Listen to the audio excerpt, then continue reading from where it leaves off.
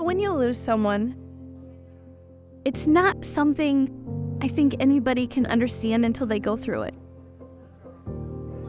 So many times people try to hide their grief, or people try to hide how they're feeling. It doesn't help. You have to find that safe place to let it go.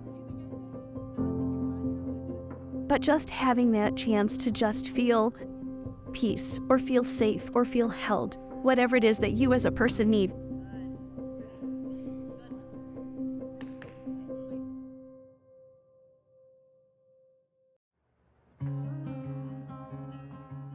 As a kid, Sage she's always been intense.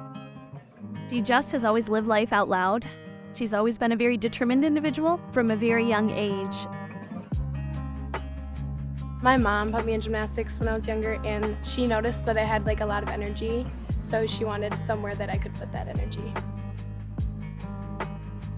My family life was great. I have an older sister and a younger brother. I was super close with both of my parents, but my dad specifically, I would always help him with projects around the house. Whether it would be switching out lights or building a porch, anything. Sage and Jason were super, super close. She was a daddy's girl. They just had their key things. They would have special things that they would bake, or if there was hockey on, they would be nowhere to be found, but you sure could hear them. And just, they just had their special things, and he was her buddy. It was our home gymnastics meet weekend. He had offered to work all the shifts, but he had been having some chest pains for a number of months. And so we bartered. He said he would go to ER that day if I would work his shift at the gymnastics meet. No problem. I was working floor, inputting scores next to the judges, and my phone went off, and typically I don't pay attention, but I knew he was at the hospital, and I looked. And I will never forget looking at those words, "They think I have cancer." And it was like I couldn't even process for a minute. And I put it away, and then when floor ended, and we were doing our next rotation, I had that little break, and I went into the bathroom and stopped and read it again, and I'm like, what is going on? And so I texted him back, and he said, they didn't have any details at the time. And so that was the moment.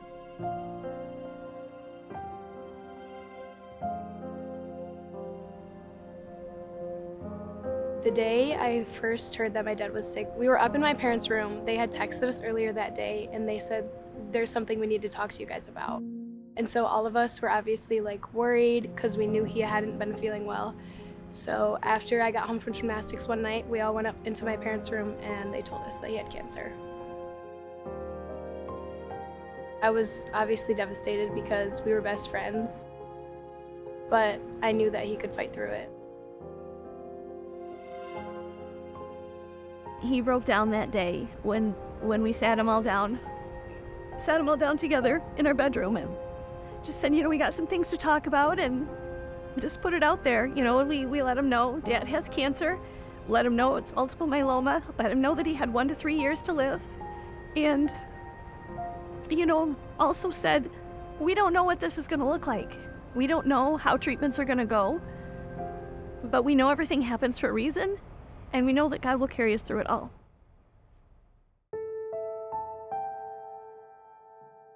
My sophomore year of high school, I quit gymnastics for a year because everything was getting super overwhelming, and I had just heard about my dad getting cancer, and that really took a toll on my mental health. I was just kind of devastated. I didn't know if I should push him away or if I should get closest to him. She was struggling, and I truly don't feel she could process what it was that she was feeling or why she wanted to quit. She just knew something was too much. You were a kid. Any sport that you're in really is your hobby. It's not your job. You chose that sport because it gives you joy. It gives you fun. And when you dread doing what's supposed to give you fun, it's time to get out. Step back, reset. You'll know if it's meant to be. You'll know if you want to go back. She did. She walked away, and I had no idea if she'd ever go back to it.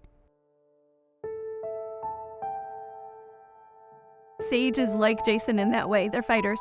They're just, the words I can't are not in their vocabulary. He battled, he struggled. At times he would talk about the things he didn't want to miss out on. But he always was looking forward for the next thing to take care of. He did get very sick of the doctors. He did get very sick of the fight, He got tired of feeling horrible.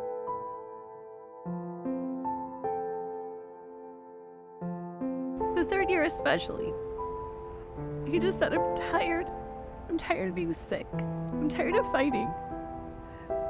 And that was hard to hear. And that was when I saw him shift from fighting the fight to making sure the family and the kids that we were all going to be okay.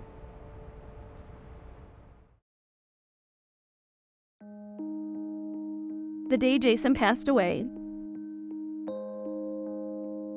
I was obviously staying in the hospital at the time because we knew, he was on hospice care at that point, and the kids at that point the girls were spending as much time as they could there. I just went to sit by him, and I just talked to him for a little bit, and I could see him. When he passed, he just took his I said, I love you, the kids love you, we're gonna be okay.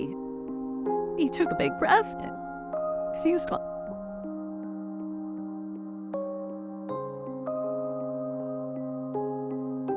As the person living out that loss, you don't know how you're gonna feel any given moment. I think the thing that I was least prepared for in thinking about Jason's death was, in the beginning, everything's so busy. You're sad, you're scared, you're overwhelmed, you're hurting. But it wasn't for all of us really until probably about month 4 that it was like, holy cow, he's gone. My mom is the strongest person I know. She is so calm, and she always knows how to handle every situation. So she really helped keep our family glued together, even in the hard times when he was super sick or upset that he was hurting. She really kept us together.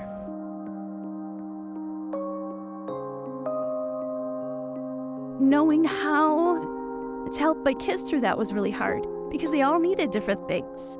And nobody told me how to do any of this either. So being careful with what I said and being unsure if it was the right thing, the wrong thing. The year that I took off, I tried to do other sports to fill the void. I did cheer and then cross country and track, but nothing was really fulfilling me like gymnastics does. When I quit, something was missing in my life. It really made me want to come back. I didn't have a getaway. I just would go to school and then come back home. Coming here was a big change for me. Good. You're all right. Control your arms. Sage's story is just a small part of what makes her her. I think Sage is really strong. I don't think she really shows how much she was affected by, her dad's passing. But I think all of it is for not only her dad and his legacy and making sure that he's proud of everything she does, but her family in general.